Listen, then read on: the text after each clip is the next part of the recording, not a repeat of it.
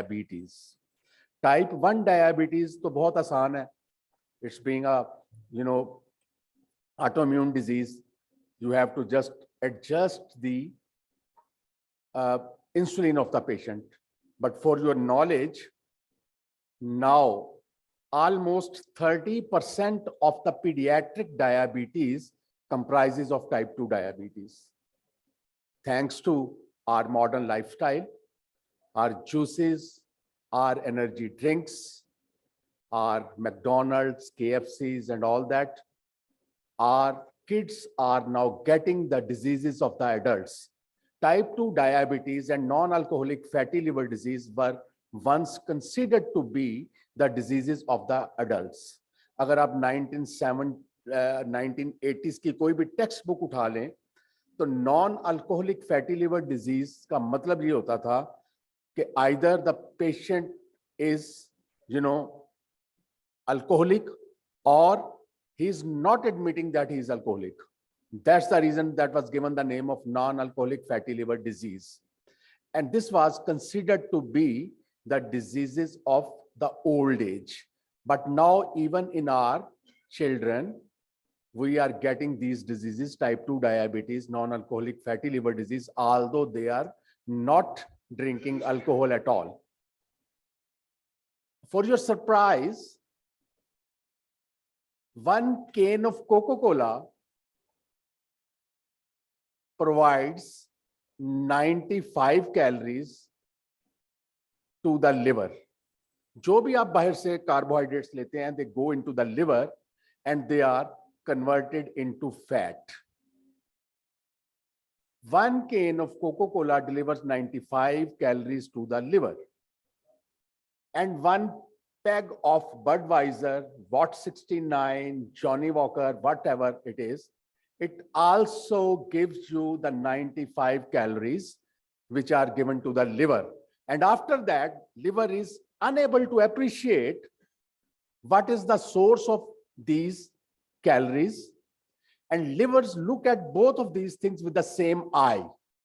So 1 can of Coca-Cola is equal to 1 peg of any of the world's finest alcohol. So that's the reason that although our kids are not taking alcohol, but they are getting the disease of non-alcoholic fatty liver disease. You would never ever even think of giving your child even a drop of any of the alcohol, but you very graciously offer them Cokes, Pepsis, and all that. We would be talking on all of these derangements in our module 4, inshallah, and that would be really an eye-opener for many of you.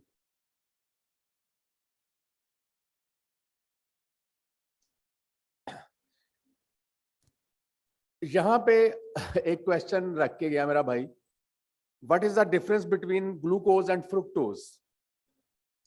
I think that's the wonderful question of the course.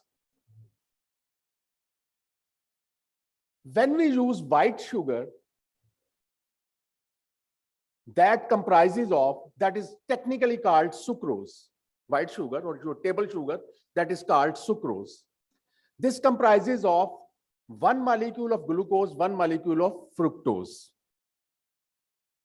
Out of this, if you take 1 teaspoonful of sugar in your tea, you are consuming half of the teaspoonful of glucose and half of the teaspoonful of fructose, half and half, 1 to 1. Now, glucose is the energy of the life. You can't live without glucose because glucose is a substrate for every cell of your body. This is the energy backbone for every cell of your body, and without glucose, you cannot live. And glucose is being used by every cell of your body from head to toe. कोई cell body का ऐसा नहीं है आपके जिस्म में कि जो ग्लूकोज को एनर्जी के लिए यूज ना करता हो. By the way, anybody can tell me how many cells in a normal human body are? Number of cells. Any figure? कितने trillion? It's approximately 10 trillion cells in a human body, in an average human body.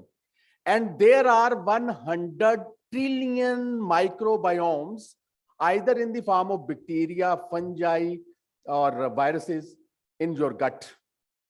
So this is your parasites, normal commensals of your body, they are outnumbering your body cells, and everybody of us is a moving can or the column of bacteria. और ये वो इंसान की हकीकत है जिसपे हम इतराते फिरते हैं. 10 trillions bacteria, viruses, 100 trillion bacteria, viruses और fungi लेके हम में से हर बंदा. Now coming back to the point, glucose is being used by every cell of the body, and fructose is being used by none of your cells in the body. आपके किसी cell को fructose की जरूरत नहीं है. This is not, is the substrate of energy. It directly moves to the liver, and liver, being the detoxifying agent, has lots of works to done. So it is overwhelmed by the incoming influx of fructose. It converts all the fructose into the triglycerides, and when these triglycerides, they outreach a certain limit, then liver tries to get rid of these triglycerides, and get rid of these triglycerides in the form of get rid of these fructose molecules in the form of triglycerides. That's the reason when you get your lipid profile done, you get high triglyceride level, which is basically VLDL, very low density lipoproteins. अब यहाँ पे आसिम शफीक साहब हमारे एक दोस्त मौजूद नहीं है, वो मुझसे अक्सर ये कहा करते हैं, बल्कि बाकायदा बहस करते हैं कि हाफिज साहब कि जी आप ये जो कहते हैं कि fructose is not needed by any cell of the body, उसकी बेसिस क्या है? तो बेसिस हाफिज साहब उसकी ये है कि every substrate needs a transporter. The transporter for fructose is called GLUT5, and that is only present in the liver. तो ये किसी और जगह ट्रांसपोर्ट हो ही नहीं सकता, because the GLUT5 transporter is only present in the liver. तो ये सीधा लिवर में जाता है, वहां से फ्रुक्टोज को कन्वर्ट कर दिया जाता है फैट में, and then fat is translated into triglycerides and VLDL levels. और हम इसके लिए पेशेंट्स को यूजुअली क्या प्रिस्क्राइब कर देते हैं? जेमफिब्रोजिल और phenofibrates. I don't want to name the the brand names. So ji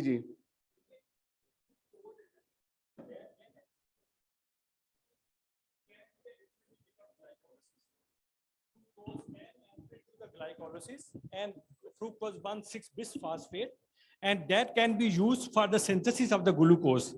Fructose can enter into glycolysis, and fructose can never directly convert it to the fats. There is no pathway in the human cells. I am biochemistry teacher.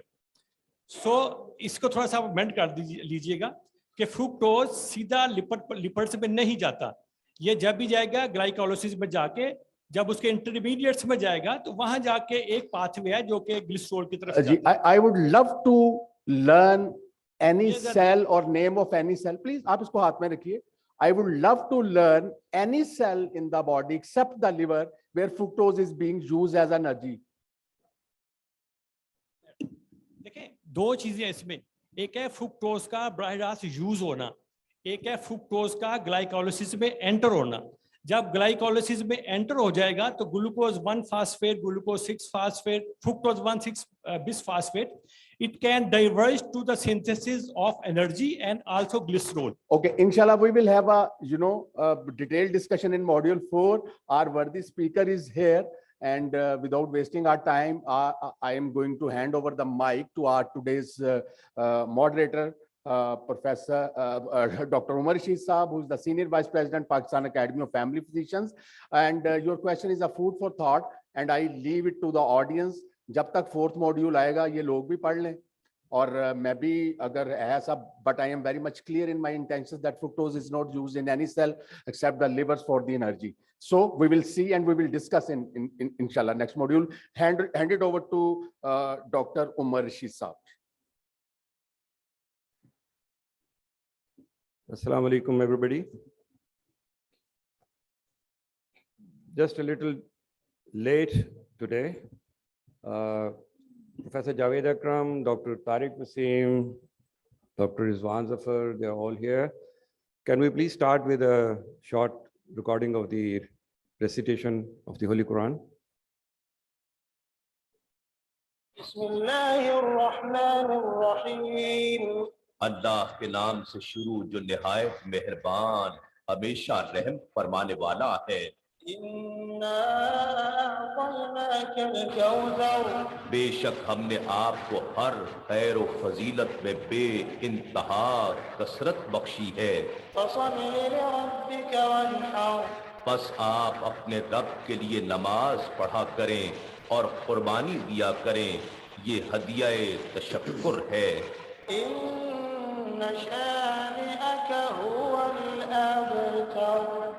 बेशक आपका दुश्मन ही बेनस्ल और बेनामो निशान होगा। Thank you. To start the proceedings, I would request our guest of today, that you all know, Dr. Javed Akram, our very esteemed, high-profile colleague, Professor Javed Akram, VC UHS.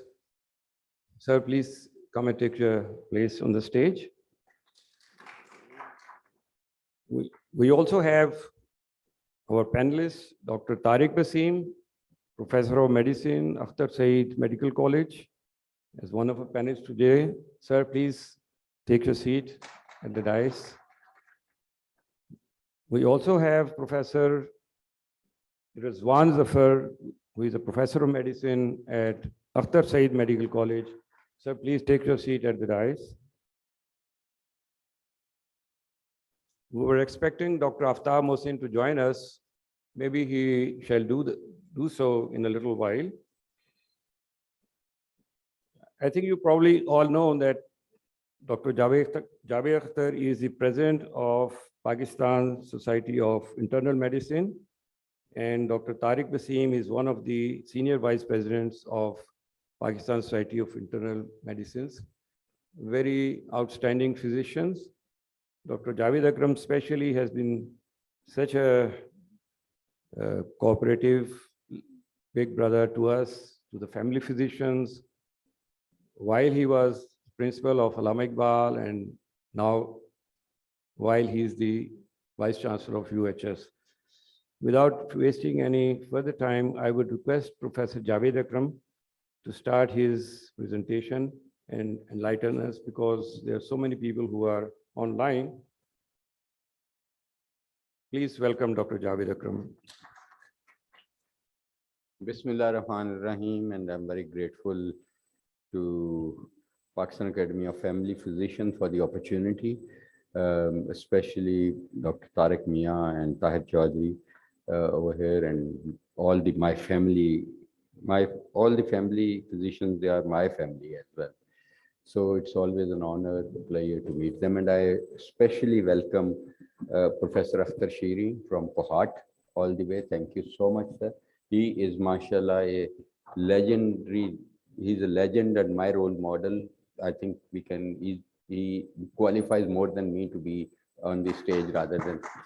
He is a medical journalist par excellence, but a professionally very, very competent and a humble person.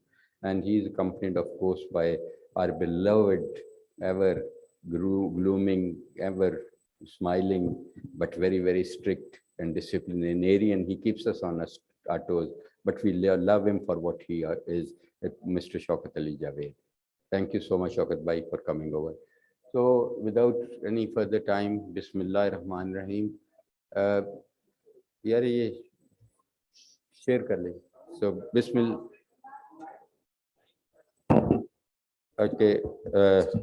ar-Rahman ar-Rahim. अब आ रही? चलो, Bismillah ar-Rahman ar-Rahim. The first and the foremost for me is आपका clinic. मैं आपसे मिन्नत तरला पाँव पड़ता हूँ अल्लाह के लिए, क्योंकि ये अल्लाह के लिए है और है भी अल्लाह की. ये आपका क्लिनिक वो फैसिलिटी है जहाँ मुझे आपकी बहुत ज़्यादा मदद चाहिए. मुझे मदद चाहिए कि जो लोग आपके पास गरीब आते हैं, खुदारा और कॉम्प्लिकेटेड हैं, चाहे वो शुगर के हैं, ब्लड प्रेशर के हैं, हार्ट अटैक के हैं, कुछ भी हैं, खुदा के लिए उनको वहाँ रेफ़र कर दें. अल्लाह ताला हमें ज़रिया बना दे, हमें वहाँ मरीज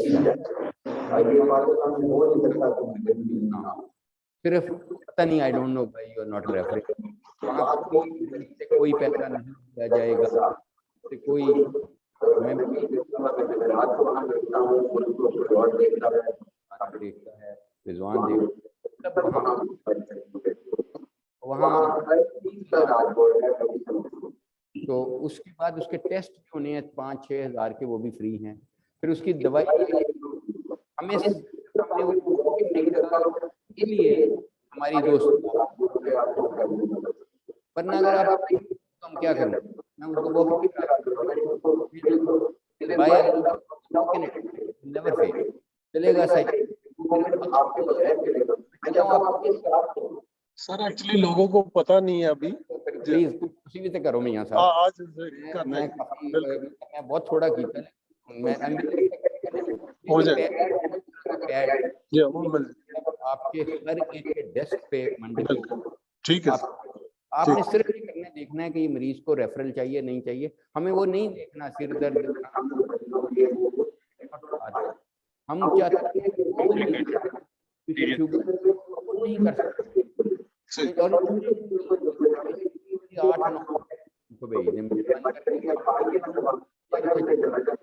नंबर ही हम सिर्फ स्पेशलिटी क्लिनिक मतलब हमारी एक कमिटमेंट ये है. Tariq probably can tell you more. इसी का ये आइडिया था कि जिसको सिर्फ रेफर क्लिनिक रखे, ताकि लोगों को वो चीज़ नहीं मिल रही. And it is free, totally free. Feedback कभी जरूर बताया करें, मगर it is totally free. It is by. So that is my first slide, please. And now I for the topic. As you can see, the diabetes है और pathogenic mechanisms हैं उसके. मैं थोड़ी बहुत बात करूंगा आपसे डिजीज की ट्रांजिशन जो पाकिस्तान में जो हम dual burden of disease face कर रहे हैं, फिर facts, and then obesity and low birth weight. मेरी ये बहुत एक मेरी दिल की करीब है ये सब्जेक्ट, लो बर्थ वेट बेबीज.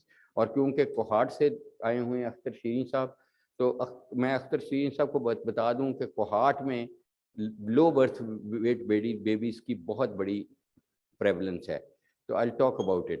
फिर I talk about insulin resistance and vascular disease which is part and parcel of diabetes. I talk of cardiometabolic syndrome as such and then conclude. हमें पता है कि अभी तक हम मैटरनल मोर्टेलिटी, इन्फेंट मोर्टेलिटी को नहीं रोक सके. हम ट्यूबरकुलोसिस को अभी भी हम उस दुनिया में शामिल हैं, उस मुल्कों की फहरिस्त में जो सफ़ा अव्वल के मुल्क हैं ट्यूबरकुलोसिस के लिए. अभी वो तो हम उसको कम नहीं कर सके. जो हमने कहा था इन्फेंट मोर्टेलिटी करेंगे, WHO को, सबको, इंटरनेशनल कम्युनिटी को नहीं अचीव कर सकते, ना मैटरनल मोर्टेलिटी कम कर सके हैं. लेकिन now we are facing dual burden of disease. Unfortunately it's not replacing the communicable diseases, it is complementing the communicable diseases. So the poor Pakistani is facing dual burden. That's the problem. कहा जाता है कि जी sugar, हमें कहा जाता है 6.8% WHO कहती है और वो कहते हैं, लेकिन फैक्ट इज अनफॉर्चुनेटली कि जो अभी रीसेंट स्टडी है हमारी सबकी, ये देखें 17% टाइप 2 डायबिटीज़ हैं और 10% टाइप प्री डायबिटीज़ हैं. which means तकरीबन 1/4 of population is either suffering from diabetes or is about to suffer from diabetes. So this is very, very alarming. इतना बड़ा अलार्म किसी और मुल्क को नहीं फेस हो रहा। ये मेरी स्टडी है जो मैंने की थी जब मैं यूके में काम करता था, रॉचडेल में, बहुत पुरानी स्टडी, और ये पब्लिश भी हुई थी। ये देखा था कि जो पाकिस्तानी लोग वहाँ रह रहे हैं, रॉचडेल में बहुत लोग रहते हैं, और जो यूरोपियंस हैं उनमें कंपेयर किया गया था कि शुगर का, तो पाकिस्तानी चाहे उधर जाके अंग्रेज भी बन जाए, कट्ठे अंग्रेज भी बन जाए, उनकी शुगर की प्रेवलेंस हायर ही रहती है। उनका risk to develop sugar is about 3 times more than the local population. तो कॉकेजियंस के मुताबिक, हालांकि एनवायरनमेंट तो वही है, लेकिन जीन्स अपने साथ ले जाते हैं, अपनी आदतें भी साथ ले जाते हैं, वहाँ जाके भी एक्सरसाइज नहीं करते, वहाँ जाके भी हाई एनर्जी डेंस डाइट खाते हैं। उसकी मेन वजह इधर है, WHO की एटलस में आप देखें, पाकिस्तान उन मुल्क ममालिक में शुमार है जहाँ ओबेसिटी बहुत ज़्यादा है, और इस वक्त we are in the pandemic of obesity. Pandemic of obesity has now replaced the pandemic of COVID-19. And you can see that WHO कहती है 8.6% आपके obese हैं और आपके 13% overweight हैं। लेकिन हकीकत ये जर्नलिस्ट कहता है कि 50% obese है। मैं इस हॉल में भी वही कर रहा हूँ। obesity है क्या? पाकिस्तानी समझता है मैं मशीन पे खड़ा हूँगा, 70 किलो तो उतने हैं, तो नॉट एट ऑल। हम अब मशीनों का जमाना खत्म हो गया, अब इंची टेपों का, दर्जियों का जमाना आ गया। अब इंची टेप रखें यहाँ पे ऐसे, ये जैसे शौकत साहब करते हैं वैसे ना रखें कि वो इधर बांध लेते हैं तो तोंद निकल आती है। एक्चुअली तो वेस्ट इनकी यहाँ है, मैक्सिमम पे। जब आप मैक्सिमम पे करते हैं तो अगर आप मर्द हैं और आपकी वेस्ट 36 इंचेस से ज्यादा है तो यू आर ऑलरेडी ओबीस। तो ये क्योंकि आपके पास लोटा ओबेसिटी है, ग्लोबल ग्लोबेसिटी नहीं है, वो ज्यादा खतरनाक है जो आपकी फैट यहाँ पेट पे है, ठीक है, बिकॉज डायरेक्टली लिवर में जाती है, पोर्टल सर्कुलेशन से इंसुलिन रेजिस्टेंस करती है। और मेरी बहनों के लिए द कट ऑफ इज 32। 32 से जब उनकी वेस्ट बढ़ जाती है तो they are obese. So 50% of the population in fact of Pakistan is obese. और ये हमने बहुत दफा, ये बहुत बड़ा हाइपोथेसिस है, बार्कर्स हाइपोथेसिस है, ब्यूटीफुल डेविड बार्कर ने काम किया है। वो कहता है कि जो आपके जो इसके बीज है ना नॉन कम्युनिकेबल डिजीज के, स्पेशली डायबिटीज के, ये पाए जाते हैं माँ की जब आप पेट में होते हैं। अगर आपके माँ के पेट में आपकी परवरिश सही नहीं हुई, नस्ल नुमा सही नहीं हुई, if you have poor intra uterine health and you have low birth wait किसको कहते हैं? जिसका 2-2.5 किलो से कम बच्चे का वजन है। अगर आपका 2.5 किलो से कम वजन है इंट्रा यूट्राइन ग्रोथ रिटार्डेशन की वजह से, आपको एडल्ट में चाइल्डहुड ओबेसिटी होने के चांसेस कई गुना बढ़ जाते हैं, कई % नहीं। एंड मेटाबॉलिक सिंड्रोम, जब शुगर होगी तो it doesn't come alone, it comes with lot of baggage, hypertension, obesity, dyslipidaemia, cholesterol, hyperuricemia, everything comes with it. So that is why, so that is the main intervention that we need. Unless we increase our antenatal care, we are never going to decrease this volcano erupting. और इसमें मेरी एक study हुई, मेरी और अशरफ मजू की, कि skilled birth attendants Punjab की जो डिस्ट्रिक्ट्स हैं इसमें कितने हैं एवरेज, कि कितनी औरतें हैं जो प्रेग्नेंट होती हैं और उनको कोई स्किल्ड बर्थ अटेंडेंट मिल जाता है, मतलब लेडी डॉक्टर, दाई या lady health visitor. Can you believe it? It's only two 21%। और सेकंड एंटीनेटल पे आती नहीं है औरतें, तो वो it is down to, because they are not satisfied with whatever offer. 11% को 90% तो आपके गाँव में स्किल्ड बर्थ अटेंडेंस मिलता ही नहीं है कोई उनको, तो फिर इसीलिए तो हेपेटाइटिस बी, सी और ये सारा कुछ होता रहेगा। So this is a study which tells us, ये रावलपिंडी की स्टडी है, रावलपिंडी मेडिकल जर्नल में ही पब्लिश हुई थी, कि अगर आप वर्ल्ड वाइड देखें तो 15% बच्चे तकरीबन 2.5 किलो से कम पैदा होते हैं। साउथ ईस्ट एशिया में वो 26% हैं, पाकिस्तान में वो 27.5% ज्यादा होते हैं। तो obviously this is very important. उसके ऊपर ये है खाबे, यू नो, उसके ऊपर हमारा लाइफस्टाइल है which have been totally invaded by the western culture, western food pattern, everything. और जो वेस्ट ने छोड़ रही है आते, वेस्ट में हर हफ्ते यूरोप को में या यूएस में मिला ले महीने में 2 मैकडॉनल्ड्स बंद हो रहे हैं, हमारे एक साल में 10 खुल रहे हैं। नहीं, यहीं से पता लग जाएगा आपको। वो जी बच्चे लगे जी, बच्चे जिद कर देने, बच्चों हमें ही तो ओबेसिटी ज्यादा है, और चाइल्डहुड में ही तो ये, और ये बहुत अच्छे, मैं कहता हूँ कमाल के मार्केटिंग है। वो सही वर्ल्ड सुपर पावर है अमेरिका। देखें वो क्या कर रहा है, वो आपके इधर जंक फूड सस्ता करता है। मैकडॉनल्ड्स आप वैसे भी खाना खाएं, मैकडॉनल्ड्स सस्ता पड़ेगा आपको, KFC सस्ता पड़ेगा। तो लेकिन हैं तो उन्हीं के ब्रांड ना अमेरिका के।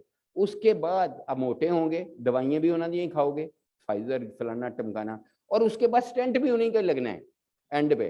फिर मैं सिर्फ एक गल रह गई है जी वो नहीं करते पे, वो कफन उन्होंने नहीं है, कफन असी लोकल बना दईदा।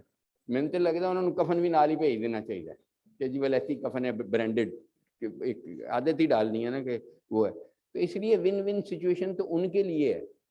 मतलब गुची का कफन भी आना शुरू हो जाएगा मुझे लगता है, जिस तरीके से वो इन्वेड कर रहे हैं हमारे कल्चर को। So what is wrong? Insulin secretion, number 1, and insulin resistance. Which comes first is insulin resistance, of course. And Pakistan में मेरी study है कि we are all insulin resistant, 97%, 3% कोई लकी होगा। चाहे आपको ब्लड प्रेशर है, शुगर है, कुछ भी नहीं है, आप इंसुलिन रेजिस्टेंट है, आपके जीन्स में है insulin resistant. So in the beginning आपको पता है कि जो ग्लूकोज का क्या काम, इंसुलिन का क्या काम है। इंसुलिन का काम है एक सेल पे अटैच होगी, अंदर जब वो अटैच हो जाएगी तो अंदर रास्ता देगी, अब खोलेगी रास्ता ग्लूकोज की एंट्री का, और ग्लूकोज अंदर एंटर होके बर्न हो जाएगा। ठीक है, except for two areas, brain cells do not require insulin attachment and heart cells, cardiomyocytes। बाकी सब सेल्स को जरूरत है कि पहले इंसुलिन लगेगी, फिर ग्लूकोज अंदर जाएगा, फिर ग्लूकोज बर्न होगा फ्यूल की तरह, और उसको उसकी एनर्जी पैदा होगी ATP। ठीक है, वो use cell.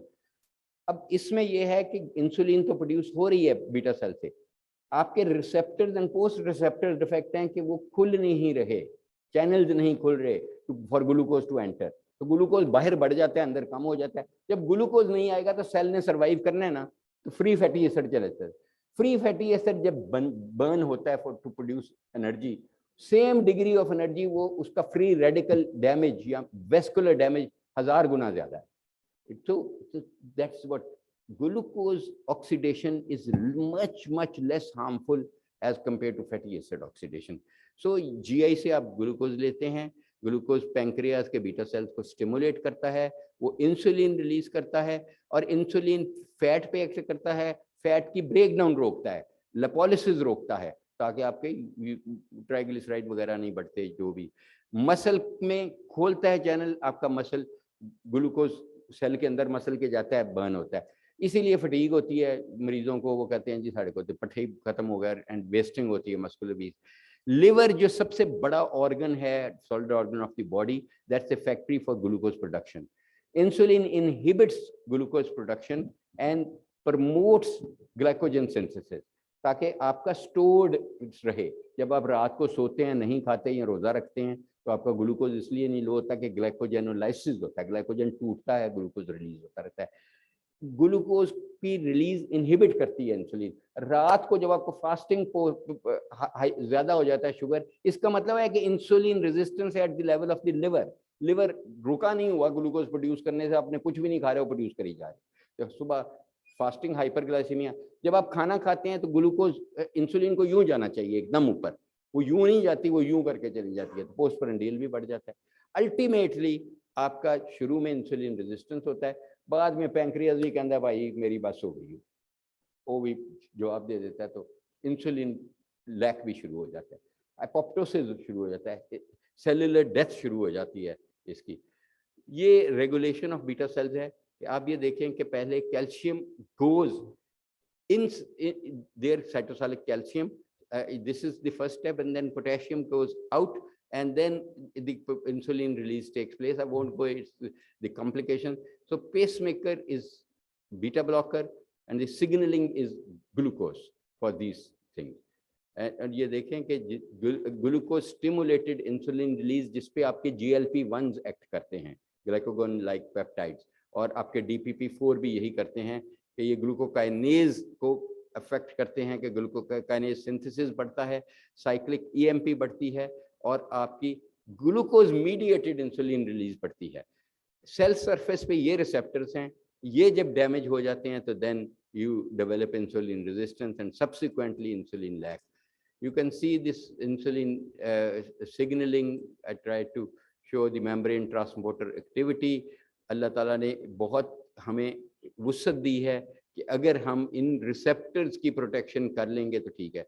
This is very very primitive slide. ये जो खुशनुमा सा बच्चा है, ये ग्लूकोज है, ये नॉर्मली ग्लूकोज के, ये इंसुलिन है, इंसुलिन लग जाती है तो ग्लूकोज अंदर चला गया। ये अगली जो मैं क्या कहूँ, ये इडियट जो खड़ा है, ये इंसुलिन रेजिस्टेंस है, ये अंदर नहीं जाने दे रहा। तो इसका नतीजा क्या होगा? नतीजा ये होगा कि आपके ग्लूकोज सेल के अंदर तो गया ही कुछ नहीं, सारा ही बाहर पीला पीला पीला पीला इकट्ठा हो गया, इसलिए कि ये receptors and post receptors defect हैं। तो एक्स्ट्रा सेलुलर ग्लूकोज बिल्डअप हो गया, इंट्रा सेलुलर ग्लूकोज लैक हो गया, तो फैट बर्न होनी शुरू हुई। तो इसलिए ये एक स्टडी है, सऊदी मेडिकल जर्नल में पब्लिश की थी बहुत देर पहले, कि पाकिस्तान में किस किस्म की डायबिटीज़ है। पाकिस्तान में मैं अभी एक स्टडी कर रहा हूँ, डॉक्टर जैदा और मैं, मोनोजेनिक डायबिटीज़ पे, उसका बहुत जल्द हम इंशाल्लाह रिजल्ट शेयर करेंगे आपके साथ। लेकिन हमें ये पता है कि 95% हमारी मैच्योरिटी ऑनसेट डायबिटीज़ या टाइप 2 डायबिटीज़ है, very little, while in Scandinavian countries, especially all the Scandinavian belt, they have more type 1 diabetes. So उसकी वो उनके क्योंकि जीन्स में ये इतनी नहीं। तो पहले टाइप 1 जिस उसकी पैथोजेनिक क्या है, उसमें basically certain HLA type, HLA-DR3 and DL4 is associated, जो पाकिस्तान में कम जो है एप्लोटाइप पाई जाती है। ये बैकग्राउंड है। उसके ऊपर बच्चे को वायरल इन्फेक्शन होता है या कोई एनवायरमेंटल ट्रिगर होता है, वो एंटीबॉडीज बनाता है उस वायरस के अगेंस्ट, वो इनके बीटा सेल्स जो आगे ही प्री डिस्पोज हैं वहाँ पे उनके अगेंस्ट एक्ट करते हैं and beta cells are destroyed. So there is absolute beta cell destruction and beta cell lack and severe insulin deficiency and type 1 diabetes. Here you can see कि normal islet से लेके normal islet से आप देखें उसके बाद इंसुलिनाइटिस होता है, इन्फ्लेमेशन होती है, सोजिश हो जाती है बीटा सेल के अगेंस्ट जब इन्फ्लेमेशन, और फिर बीटा सेल डिस्ट्रक्शन होती है कि beta cells are replaced by the fibrous tissue. Fibrous tissue obviously insulin नहीं बना सकता। मार्कर्स क्या हैं? जब आपको समझ नहीं लग रही है टाइप 1 है कि टाइप 2, अगर आप मुझे कहेंगे कि डॉक्टर साहब 10 साल की उम्र में सबसे common type of diabetes Pakistan में क्या है, इट्स स्टिल टाइप 2। ये मैं आपसे इसलिए कह रहा हूँ कि खुदा का वास्ता है उनको इंसुलिन पे ना डाल दें पहले प्लीज। वो इसलिए मैंने बहुत मरीज देखे हैं, जब आप किसी एक माँ बाप को जिसका 10 साल का बच्चा है, 9 साल का, 8 साल का बच्चा, वो आपके पास आता है, आप कहते हो तो टाइप 1 है, सारी उम्र इंसुलिन लाए, भाई उसके तो चांस ये है कि वो टाइप 2 है, मूडीज टाइप है, maturity onset diabetes of the young, ये ज्यादा चांस है। प्लीज उसको कुछ ना करें, अगर आपको कुछ भी नहीं करना, आप उसको ग्लिमिप्राइड, कोई भी डायोनिल, कोई भी गोली दे के देखें क्या उसकी शुगर कम होती है। नहीं करना नहीं चाहिए, लेकिन मैं कहता हूँ अगर आप टेस्ट नहीं कराना चाहते, बच्चा गरीब है तो खुदा दिली होते भेज दियो आपके क्लिनिक पे, हम जाने, हमारा काम जाने, हम उसके सी पेप्टाइड कराएंगे। C peptides are cosecreted by beta cells with insulin. एक तो आप बजाय सीरम इंसुलिन मत कराएं। मैंने बहुत सारे दोस्तों को देखा है सीरम इंसुलिन लिखा है, वेरी अनस्टेबल एंड नॉट, बहुत एक्सपेंसिव है। कराना सी पेप्टाइड कराएं, अगर वो एब्सेंट हैं या लो हैं, then you can go ahead and treat that patient forever. Otherwise एक माँ बाप को ये कह देना कि हूँ सारी उम्र इन्हू 4 टीके लगनगे, सारी उम्र है ग्लूकोज चेक करता रहेगा, वो तो उनके लिए बम्ब है। 2-3 मेरे पास ऐसे मरीज आए, वो बेचारे रो रहे हैं पेरेंट, जाहिर है किसी का भी बच्चे को ये कह देंगे। I checked them because मैं एक स्टडी कर रहा हूँ इसी पे, मोनोजेनिक पे, दे आर टाइप 2 डायबिटिक। मैंने कहा कोई फिक्र ना करो, हेलो दवाई गोली खाओ, जाओ ठीक हो गए। Treat them with sulfonylurea. Sulfonylurea is the best drug for children at that age. So इसलिए मैं भी मेहरबानी करें कि इसको हर बच्चे को टाइप 1 ना समझ लें। हाँ, अगर वो कीटोएसिडोसिस में आया है, उसकी फैमिली हिस्ट्री नेगेटिव है और पतला दुबला बिल्कुल एकदम कीटोएसिडोसिस में चला गया, yes it's type 1। History is very very important. लेकिन अगर दोनों माँ बाप ਨੂੰ शुगर है, अड्डे अड्डे मोटे हैं माँ बाप और आप भी बच्चा मोटा है, फिर समझ लें कि उसको टाइप 2 है, अर्ली प्रेजेंटेशन है, मैच्योरिटी ऑनसेट डायबिटीज है। तो लो सी पेप्टाइड, ट्राइग्लिसराइड्स यूजुअली थोड़े से एलिवेटेड होते हैं, यूरिक एसिड नॉर्मल होता है, autoimmune markers like GAD65 auto antibodies होती हैं, anti insulin antibodies, islet cell auto antibodies. I will not suggest doing that, please don't do that. कि मैं सिर्फ आपको एक डिस्कशन के बारे में कह रहा हूँ, आपने कुछ भी ना करें, आप उसको कोई भी सल्फोनाइल यूरिया अच्छे वाला दे के देख लें, अगर उसकी शुगर कम होती है तो वो टाइप 2 है, अगर नहीं कम होती तो वो टाइप 1 है। मैक्सिमम डोज दे के देख लें, ठीक है। जो अगर बंदा नहीं अफोर्ड करता, we are living in you know like in society जहाँ बहुत मुश्किल है टेस्ट कराने लोगों को, उनकी हम नहीं चाहेंगे कि हमारे इलाज की वजह से वो और गरीब हो जाए, अपनी जायदादां बेच दें बेचारे, that is the idea. So type 2 diabetes, which is very very important, obviously genes play a major role. मगर जीन्स को हम डिस्कस तो कर लेंगे, जितनी देर कहेंगे आप कर लेंगे कि जीन इन्फ्लुएंसिंग कौन सी है, कौन सी म्यूटेशन मेरे पास, we have done lot of work कि क्रोमोसोम 5 की शॉर्ट आर्म को ट्रांसलोकेशन टू 11 कर दें तो आपके मेटाबॉलिक सिंड्रोम को ड्राइव, लेकिन कर क्या सकते हैं, अभी जीन एडिटिंग हम करते हैं लेकिन हम सिर्फ थैलेसीमिया में करते हैं, ये पॉलीजेनिक डिजीजेज हैं, इनमें जीन एडिटिंग भी नहीं होती, इसलिए ये एक थ्योरेटिकल ठीक है, ये मॉडिफाइबल रिस्क फैक्टर नहीं है। लेकिन ये इन्फ्लुएंस जीन का सिर्फ डायबिटीज पे नहीं होता, इनका इंसुलिन रिलीज पे होता है, GLP पे होता है और साथ इनका वेट पे होता है। तो इसी तरह जो जीन्स इन्फ्लुएंस बहुत सारी करती हैं बीटा सेल मैस को, कि हम किस बीटा सेल के साथ पैदा हुए, हमारा मैस बीटा सेल का ज्यादा था कम था शुरू से, ये भी जीन्स डिस्कस करती हैं, उसकी बीटा सेल की डेवलपमेंट पे और बीटा सेल के फंक्शन पे और बीटा सेल की इम्यूनोजेनिसिटी पे, कि उसके अगेंस्ट एंटीबॉडीज बनती हैं कि नहीं बनती, ये भी जेनेटिक है। Most important is over here कि जो आपकी पेरीनेटल न्यूट्रिशन है, less than 2.5 kilogram baby is very high risk to develop diabetes in the mother, again a risk factor. Okay, environment में सबसे बड़ा major risk factor is obesity, increasing age, again you can't do much, आप अपने आप को रोक तो नहीं सकते मेरी उम्र रुक जाए। Pregnancy again is a risk factor, sedentary lifestyle is a risk factor, and so is diabetogenic drugs which are rampantly used, steroids, non-steroid, anti-inflammatory, some antihypertensive, they're all हम समझते हैं। अब मैं टाइप 1 में GLP-1 रिसेप्टर एगोनिस्ट यूज करता हूँ, तो वो खैर मुझे उसने अलाउ किया हुआ है, इसलिए मैं कह रहा हूँ फवाद ये जो फिल्म एक्टर है वो बड़ा पढ़ा लिखा एक्टर, मैं सिर्फ एग्जांपल दे रहा हूँ, टाइप 1 डायबिटिक, वो आया वजन बड़ा बढ़ रहा था, टाइप 1 था, मैंने कहा भाई तू ना GLP ले, एक और किसी डॉक्टर के पास गया, उन्होंने कहा GLP-2 टाइप 2 नहीं होता है, सही कहा उसने, होता टाइप 2 के लिए, लेकिन क्यों मैं देता हूँ टाइप 1 को, और बहुत अच्छे रिजल्ट हैं, और अब वो लाइसेंस भी होने वाला है FDA से, वो इसलिए देता हूँ GLP-1 रिसेप्टर एगोनिस्ट कि एक डिफेक्ट है इंसुलिन लैक, इंसुलिन रेजिस्टेंस, दूसरा अटैक है आपकी अल्फा सेल जो है ना वो बहुत ज्यादा ग्लूकागॉन बना रहे होते हैं। Glucagon suppression is now the future of diabetes, that you must suppress glucagon production. तो उसकी प्रोडक्शन स्पेल रोकने के लिए सबसे अच्छी ड्रग्स GLP-1 रिसेप्टर एगोनिस्ट हैं कि वजन भी कम होता है, ग्लूकागॉन सप्रेशन होती है, glucagon suppression is now as good as increasing insulin secretion, and इसीलिए DPP-4 भी एल्गोरिदम में आ रहे हैं। ब्लंटिंग ऑफ इंक्रेटिन इफेक्ट ये है मेरे बहन और भाइयों के लिए कि अगर मैं ग्लूकोज मुंह से पीता हूँ, ठीक है 100 ग्राम, तो मेरी वो मैदे में जाएगा, वहाँ से बहुत सारे हार्मोन स्क्रीट होंगे, ठीक है, एंजाइम अल्फा ग्लूकोसाइडेज और ये वो सारा, और फिर एकदम इंसुलिन लेवल बढ़ेगा उसको न्यूट्रलाइज करने के लिए, कि इसने ग्लूकोज पिया इसको न्यूट्रलाइज। अगर यही मुझे IV लगा दिया जाए ग्लूकोज, तो मेरा इंसुलिन लेवल नहीं बढ़ेगा, बहुत कम बढ़ेगा।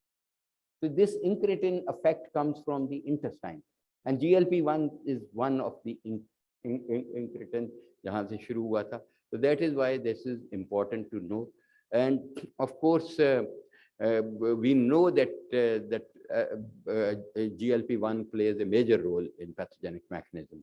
इंसुलिन रेजिस्टेंस से शुरू होती है कहानी, लिपिड्स पे इंसुलिन रेजिस्टेंस है तो टूट फूट का शिकार हो जाते हैं लिपिड, तो फ्री फैटी एसिड रिलीज होते हैं, सर्कुलेशन में फ्री फैटी एसिड बहुत ज्यादा आते हैं। क्योंकि इंसुलिन रेजिस्टेंस है, इंसुलिन डिमांड बहुत बढ़ चुकी होती है, ठीक है, स्टिमुलेट हो के बीटा सेल्स का बुरा हाल हो जाता है, तो उसके बाद वो डिसफंक्शन करते हैं। तीसरे लिवर, जैसे मैंने कहा कि लिवर इंसुलिन रेजिस्टेंस की वजह से ग्लूकोज प्रोडक्शन को नहीं रोक सकता, अनअबेटेड चलती रहती है।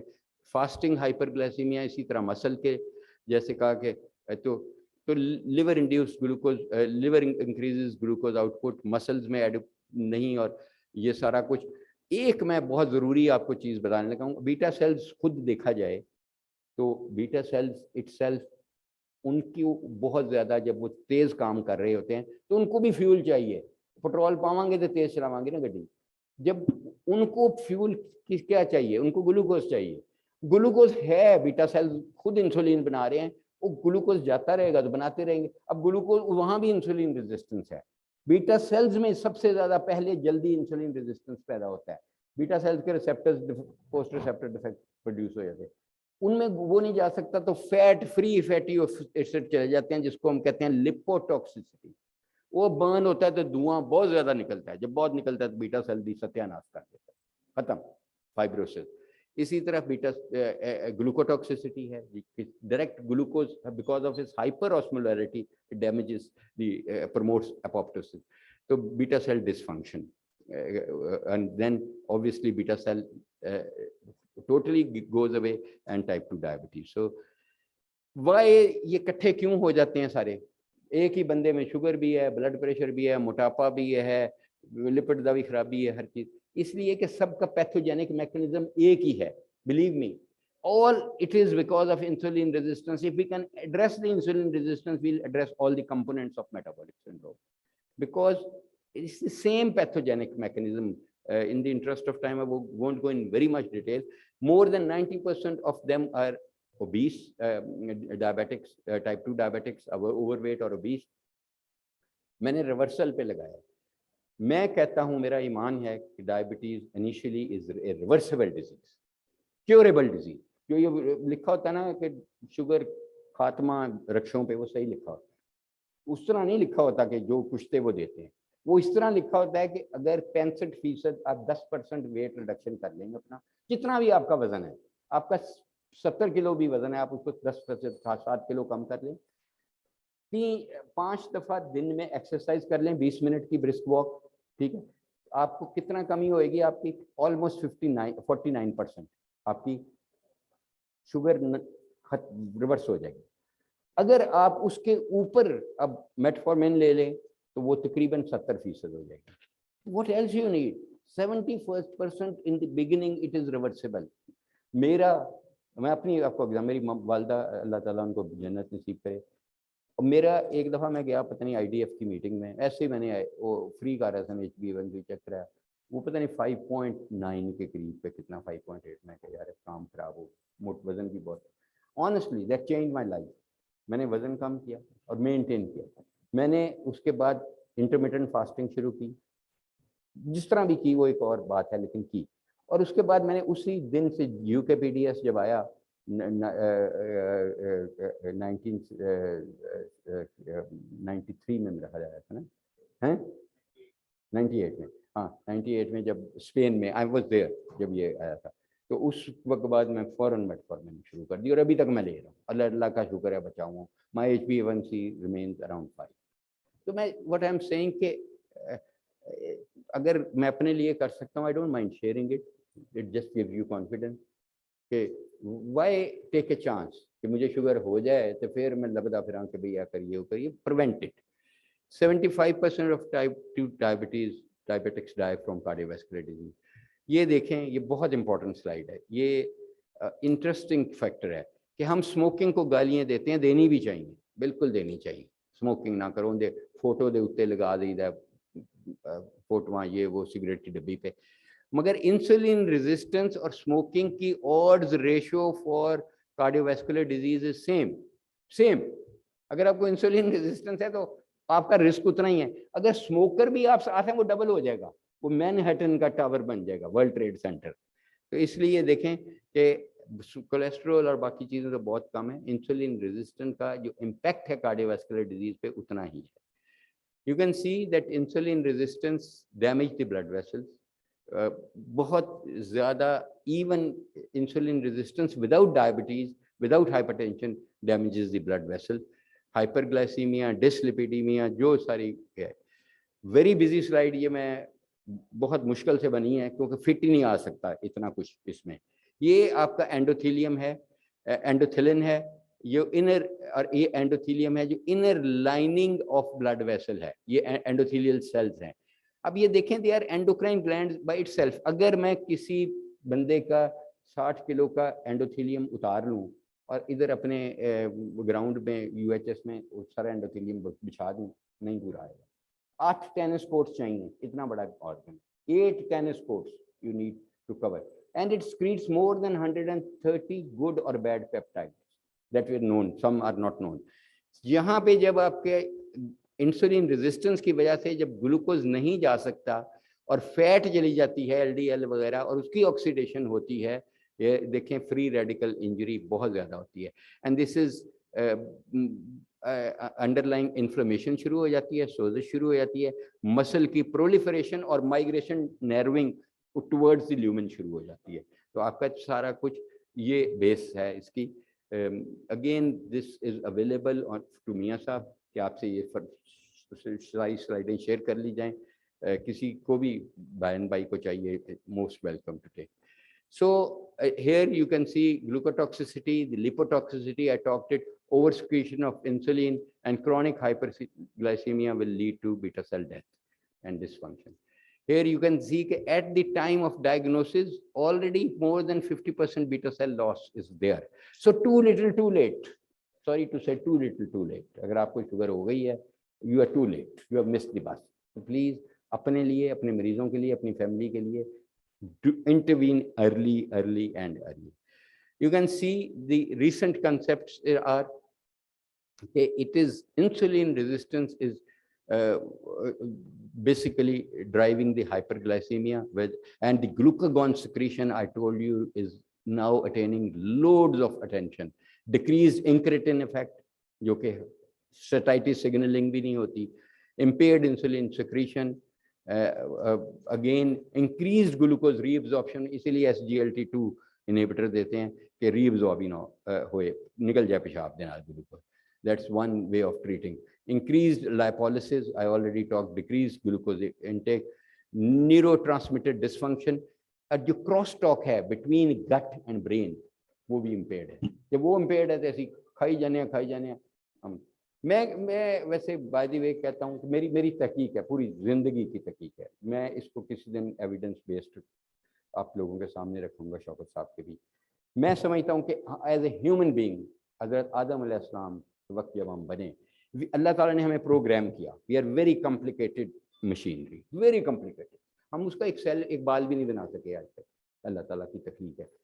We are programmed for 1 meal a day, हम 1 मील खाने के लिए बनाए गए हैं। ये किसने कहा है कि हम 3 खाएंगे? तो स्नैकिंग भी। We are actually as humans we have been programmed, I can evidence base है मेरे पास। जब हम ठोस के 3 खाते हैं, we are not programmed for that. Intermittent fasting, that is the answer, that is why I promote intermittent fasting, I practice it also. आज भी मेरा रोजा है, तो रोजा रखो यार, जुमेरात को और पीर को, बस काफी है।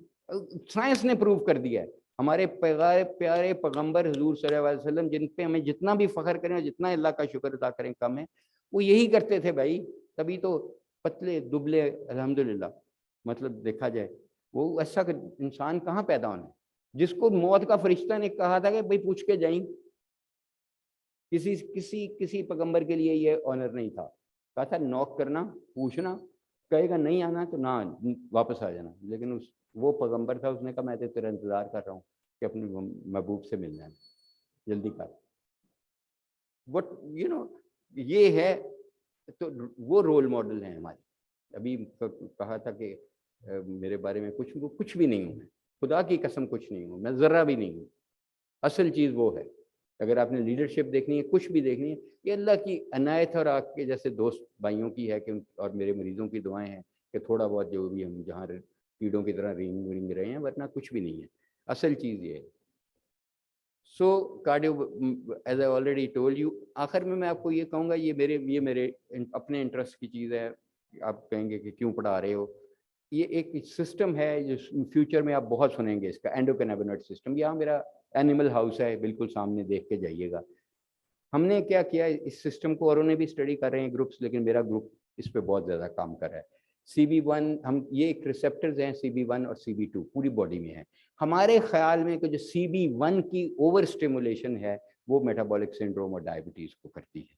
और CA देखें कि CB1 जो रिसेप्टर है उसका अगर आप ब्लॉकेड करते हैं तो क्या होता है, ब्लॉकेड, या उसको माइस में हमने फैट देते हैं, इतना फैट दिया और देखे अभी हमारे इतने इतने मोटे कर दिए, लेकिन अगर उनका ये रिसेप्टर्स हमने उड़ा दिए CB1 और फिर उनको फैट दी, वो ना मोटे हुए, ना उनका लिवर फैटी हुआ, ना उनको कोलेस्ट्रॉल बढ़ा, ना कुछ।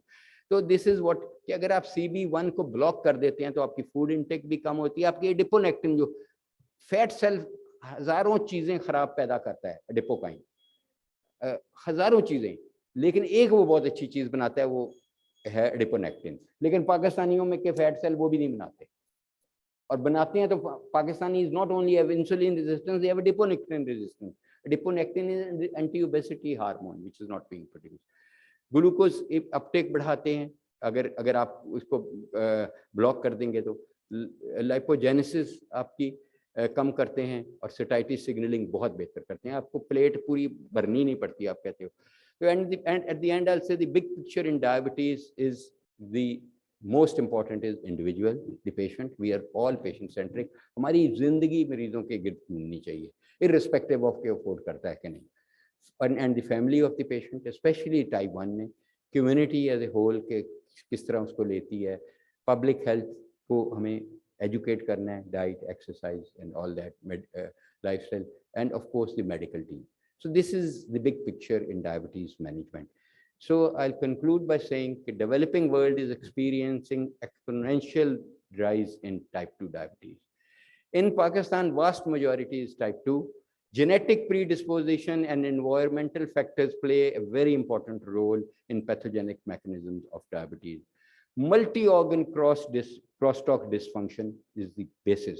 Multi-organ crosstalk dysfunction, which starts as a teenager.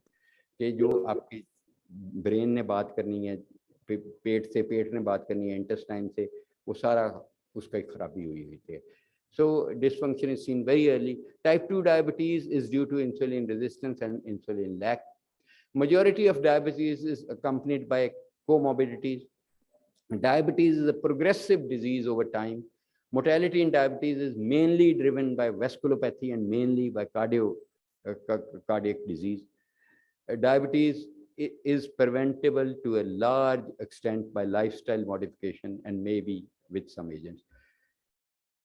Last but not the least, I again please remind you, please refer your complicated cases, poor cases, poor, हमारी दवाइयाँ बाहर जाके जो ना बेचें, जिनको वाकई ज़रूरत हो, ये मेरे जहाद में आप शामिल हों प्लीज़। अल्लाह ताला आपको अजर दे, मुझे दे ना दे, आपको मेरे। Thank you so much.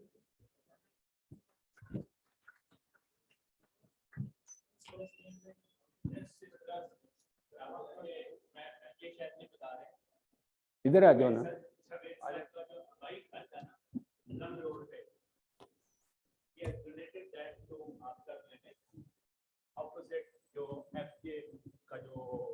OPD है ना गंगाराम, उसके ऑपोजिट। अगर आप जो लोग सर को देर से जानते हैं उनको जरूर पता होगा, सर का जो मतलब फेमिलियल इनहेरिट किया था, इनको मिला था।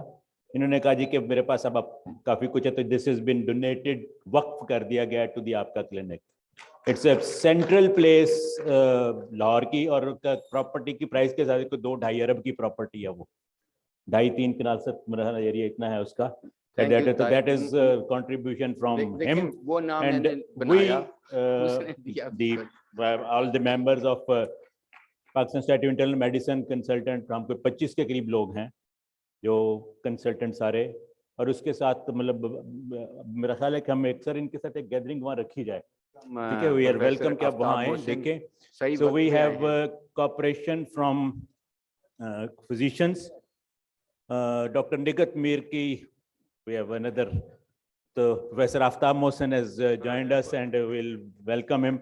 He was busy with convocation at his institute and that's why he probably got a bit later. वैसे भी वो almost कसूर से आना होता है. मैं भी वैसे वहीं से आया हूँ। मैं इनकी तारिक ने जो कहा मैं सिर्फ इसमें ऐड कर दूं कि आफ्ताब मोहसिन साहब वहाँ एंडोस्कोपीज फ्री करते हैं और करेंगे। आई विल मेक श्योर कि करेंगे इंशाल्लाह। आप भेजिए एंडोस्कोपीज उनको, ये खुद करेंगे। Thank you very much. Clinic Dr. पे नहीं करेंगे, शायद खुद वहाँ खुद करेंगे। दूसरे नंबर पे वहाँ पे निगत मीर आई थिंक थर्सडे को आती हैं, अब फ्राइडे को दो, मैं थर्सडे को जाता हूँ। अब मैं इंशाल्लाह वेडनेसडे को, ये वेडनेसडे है तो कल साजिद गया हुआ था, तो मैं एक बंदे को ज़रूर इधर एक्नॉलेज करना चाहता हूँ जनरल प्रैक्टिस में से, वो अदरीस भट्टी साहब हैं। कल वो गए थे और वो मुझे बहुत दवाएं ले रहे हैं, वो मुझे व्हाट्सएप करते हैं फ़ोटो के मरीज़ देखते हैं वहाँ फ्री। तो इसलिए जो भाई देखें, पैसा देना सबसे आसान बात है। ये जो तारिक ने कहा ये बहुत छोटी चीज़ है कि अल्लाह ने दिया है, मेरी तो नहीं थी वो चीज़, मेरे इनहेरिटेंस में मुझे मिल गई थी, भाई को किसी कुछ और फैक्ट्री में, तो वो मिल गई, तो अल्लाह की दी हुई थी, अल्लाह को मिल गई। उसका सबसे इजी है वो जस्टिस अकरम रोड है, पहले मजंग रोड होता था, अब वो जस्टिस अकरम दा घर, हर किसी को पता है जस्टिस अकरम दा घर केड़ा है। जस्टिस अकरम दा घर उन्होंने उसको कहते सफा वाला चौक, किसी से पूछ लेंगे जस्टिस अकरम दा घर, हम इलेक्शन वहीं से लड़ते रहे हैं, सब कुछ वहीं से। सर आप हम बिल्कुल अनकरीब जो है ना आपके मियां साथ हम साहब, आप कोशिश भी आ कर जाएं। रहे हैं क्योंकि स्केड्यूल बना के ना, तो आप सरों को, और बल्कि वी वांट कि हम आपको कुछ जैसे कोपन की तरह से दें कि हमें पता भी चले कि हु इज रेफरिंग। और if you want, I mean if you want कि जी हम आपको पेशेंट को रेफर बैक भी करें, आपका अगर आप कोई कंसल्टेंट ओपिनियन चाह रहे हैं कि ये पेशेंट कॉम्प्लिकेटेड है हमें बताएं, तो we will give that opinion in writing and send back your patient to you कि जी आप उसको लॉन्ग टर्म में वही, तो we can have two type of patients, one who are non-affording and they can't they can't afford consultancy और आपका ख्याल है कि जरूरत है उनको राय की, और दूसरे some complicated patient जहाँ पे आपका ख्याल है कि आप अच्छा मैनेज कर रहे हैं लेकिन we want a second opinion by a senior person, तो we'll not charge anything for that if it comes from that channel। तो ये हमारा उसका मोटिव है। सब एक मैं आपको बताऊं मेरा एक्सपीरियंस वहाँ पे, जब मैं बैठा तो मेरे पास एक दो औरतें पहले आई, खुद ही आ गई, तो पता लगा जी कि फ्री है। मैंने उनको देखा, छोटा मोटा कोई प्रॉब्लम था, मैंने कहा जी अच्छा ठीक है आप ये दवाइयाँ ले लें, इधर से मिल जाएंगी। उन्होंने कहा डॉक्टर साहब वो मेरा वो टेस्ट कराओ। मैं क्यों केड़ा टेस्ट है, शुगर ताड़ी हो गई है ब्लड शुगर। कहती है नहीं बड़ा महंगे वाला टेस्ट HbA1c। मैं कहूँ तुम पिछले 15 दिन पहले कराया, वो ये थे मुफ्ती होने ना, तुम करा लो। मतलब we don't want to that, because देखें कोई ना कोई तो पे कर रहे हैं ना, हम चैरिटी का चाहे खुद अपनी दे रहे हैं किसी की दे रहे हैं, हम उसके जामिन हैं। तो हम यही चाहेंगे कि राइट पर्सन। और मैं आखिर में सिर्फ आपको ये बताऊं कि ये मंडे जो है परसों, मैंने गेट्स के साथ एक प्लान बनाया एंड मैं ये स्वामियों के साथ भी बनाया है, सबके साथ बनाऊंगा, लेकिन गेट्स क्योंकि ज़्यादा इस वक्त भी इधर है। और मैंने कल प्रेस की मीटिंग पे गया हुआ था, वो भट्ट इनका जो बॉस है अहमद भट्ट, मैंने उसको प्रेस की क्लिनिक नहीं अटेंड करने दी। मैंने कहा ये मेरा छपेगा तो अल्लाह का काम करना है ना सर, इसी जज्बे से करें, अपना काम छोड़ के। ये काम कुछ ना हुआ कि अल्लाह के काम लिए सर को टाइम नहीं, सर अपने लिए देगा ना, साढ़े तो अगे अल्लाह कि नहीं, यही मतलब ये प्रायोरिटी सिर्फ अल्लाह को दिखानी है। तो मैं मंडे को इंशाल्लाह वहाँ 1 बजे सर जाना है। मैंने, मेरी रिक्वेस्ट होगी मियाँ साहब, आपके चंद एक दोस्त बहनें, नहीद बैठी है, सिरल आ रही है, आ जाए उठे।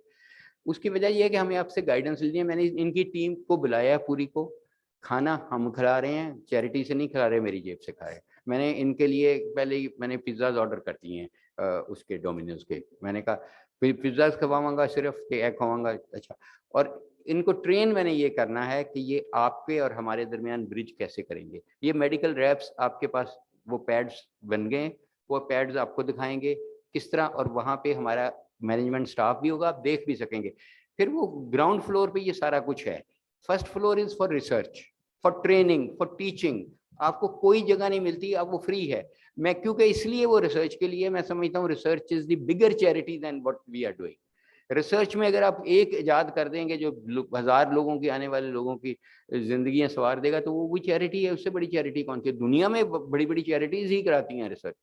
तो इसलिए वहां उसको अपना घर समझे सर, वो अल्लाह का घर है, आपका घर है, तो उसको घर समझे और उधर अपना डेरे लगाओ, उधर रौनक लगेगी, आना जाना शुरू होगा, हम भी इनकरेज होंगे, आप मैनेजमेंट भी लें उसकी, उसमें हिस्सा लें, थोड़ा टाइम दें।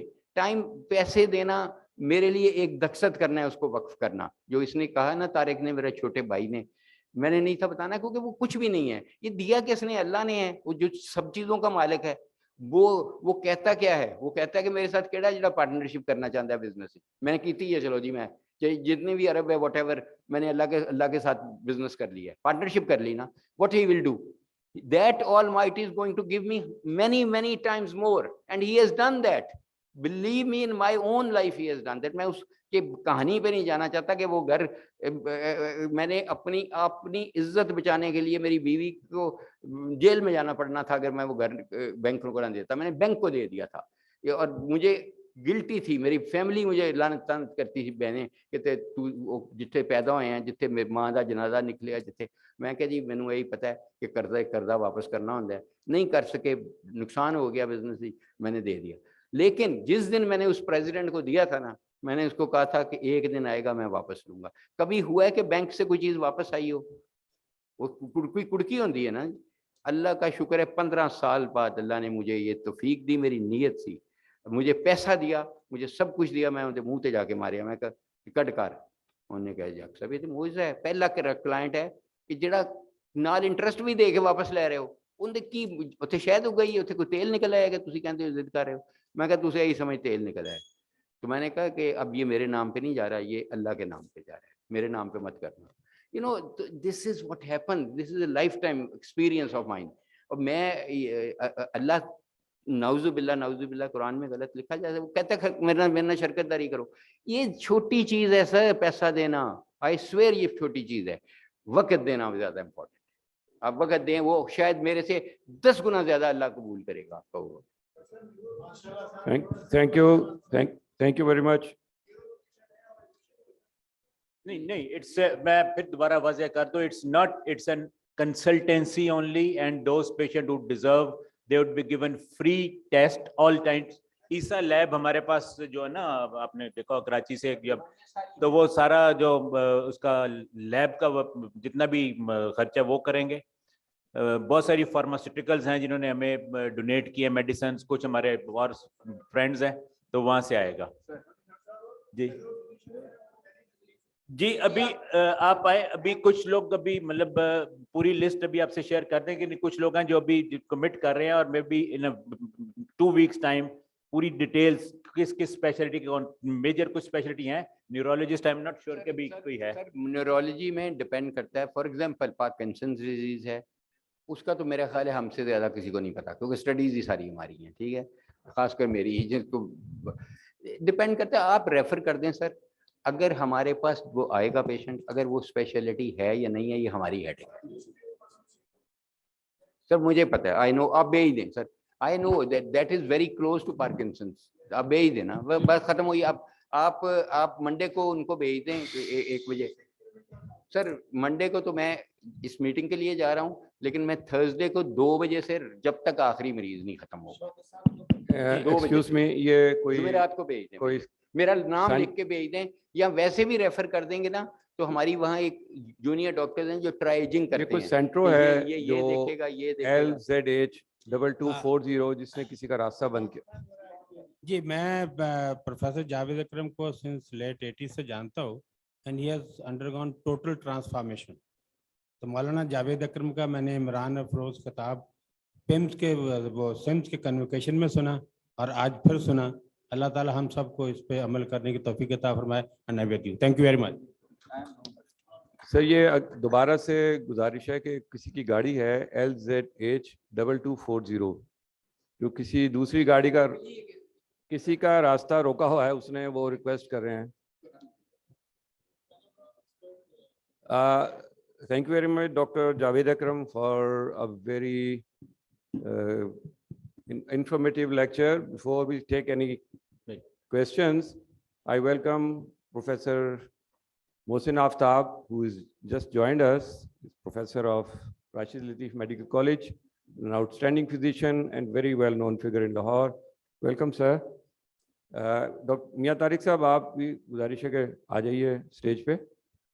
And then those of our colleagues who have some questions, our panelists. Comment कर मतलब क्वेश्चन सही any साहब बड़े questions? मचल रहे हैं क्वेश्चन. मैं सर कॉम्प्लीमेंट मैं पूछो कि माशाल्लाह बगैर सुने ही तुसी ऑलरेडी कलमा पढ़े हुए सो मेरा ख्याल है. बिल्कुल सही सर. असली हो गए सर. सर नाल मैं ਜਿਹੜੇ ਨੇ ਇਹਨਾਂ ਨੂੰ ਵੀ ਉਹ ਗੁਰ ਦੱਸ ਦਿਓ. मैं सर एक कॉम्प्लीमेंट है जो सर को देना चाहता हूँ, तो वो ये है कि मैंने भी 4 माह पहले 20 जनवरी को ये इंटरमिटेंट फास्टिंग शुरू की थी.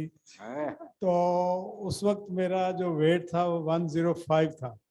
तो फिर इसको मैंने कंटिन्यू किया, नो कार्ब किया, और आज मेरा वेट जो है वो 83 kg है. सर जब मैंने शुरू किया तो उस वक्त मेरा जो BSR था ना, वो तकरीबन 180 को टच कर रहा था, और जो HbA1c था वो भी 5.96 था. तो रिसेंटली मैंने जो चेक करवाया वो 4.9 HbA1c है, और कभी भी इन दिनों में मेरी ब्लड शुगर रैंडम 110 से ज़्यादा नहीं गई, और इसके साथ साथ मैं वॉक भी कर रहा हूँ. तो मैं इस बात पे इसलिए ये गवाही देना चाह रहा हूँ कि वाकई ये एक मिरेकल है. सब लोग करें इसको, और ये अपने से शुरू करें, अपने आप को एग्जाम्पल बने.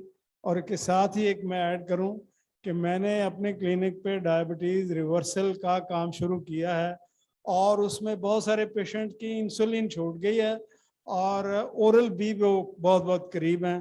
इसमें मुझे गाइड करने वाले डॉक्टर तारिक मियाँ और डॉक्टर ताहिर चौधरी साहब, इनका नाम मैं ज़रूर लूँगा. They have guided me a lot. Thank you very much sir. इतना अच्छे या माशाल्लाह आप रोल मॉडल हैं. अपना राइट हैंड लेफ्ट हैंड जो आपके बंदा बैठे है उसके सर पे जरा रख दें, बड़ी मेहरबानी. हमारा भी इनसे तल्लक मिड-80 से है, मिड-80 से है, लेकिन हम इनको इसी तरह देखते हैं, इसी तरह देख के खुश होते हैं.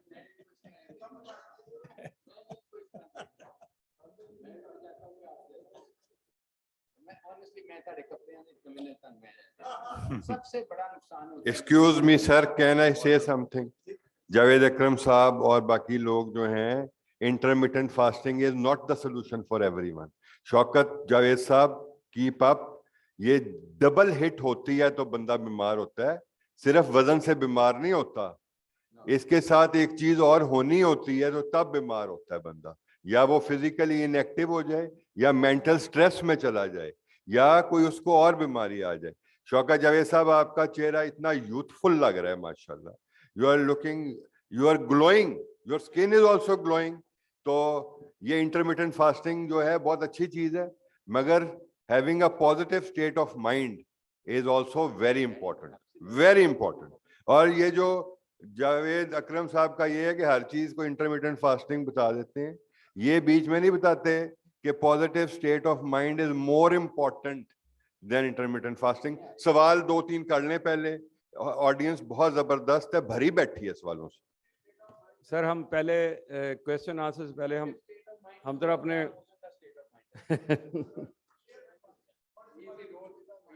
डॉक्टर साहब ठहर जाइए प्लीज. हम अपने पैनलिस्ट के प्लीज जरा ओपिनियन ले लें. तारिक वसीम साहब, आप कुछ अपने कमेंट्स अबाउट द लेक्चर. अभी जिक्र किया कि जो लो बर्थ वेट बेबीज हैं 2.5 उनके, हाँ जी, 2.5 से जिनका कम है, उनमें चांसेस ज़्यादा होते हैं डायबिटीज़ डेवलप करने के, और साथ जो आपकी मेटाबॉलिक सिंड्रोम है उसके चांसेस भी बढ़ जाते हैं. तो व्हाट अबाउट जिनका वेट ज़्यादा होता है, उनमें कितना है चांस? और ये जो हमारी एक कस्टम है कि हम अपने बच्चों को पहले 1 साल में बहुत मोटा करते हैं, लेटर लाइफ में इसका क्या इफेक्ट है? देखें, जो एक एक के बाद उसमें तो कोई शक नहीं. जो मैंने बाकर हाइपोथेसिस कहा था वो तो लो बर्थ वेट इंट्रा यूट्राइन जो ग्रोथ रिटार्डेशन है या इंट्रा यूट्राइन डेवलपमेंट अगर आपकी खराब है, एंटीनेटल केयर खराब है, तो यू आर मोर लाइकली. तो उसकी तो बर्थ वेट भी उसी का रिफ्लेक्शन है, और जो ये बाकी, क्योंकि पैंक्रियाटिक डेवलपमेंट आपकी इम्पेयर्ड हो जाती है, ठीक है। बीटा सेल मैस छोटा से पैदा होते हैं, तो है ही छोटा। तो इसलिए दूसरा जो आपका सवाल है कि जो हायर बर्थ वेट है, जो डायबिटिक मदर्स हैं या प्री डायबिटिक मदर्स हैं जिनकी फैमिली हिस्ट्री है, they give birth to large babies. Large babies themselves are not that much a risk factor. It's a very small risk factor for developing diabetes because genetically, लेकिन वो that mother, मैं उसको gestational diabetes समझता हूँ। अगर उसका blood sugar normal भी है, मैं उसको जरूर मेटफॉर्मिन देता हूँ, और मैं कहता हूँ अगर उसमें स्ट्रॉन्ग फैमिली हिस्ट्री है, पूरी उम्र लेती रहो, और वो लेती है। बच्चा छोटा है तो बच्चे को शुगर होगी, बच्चा बड़ा है तो माँ को शुगर होगी।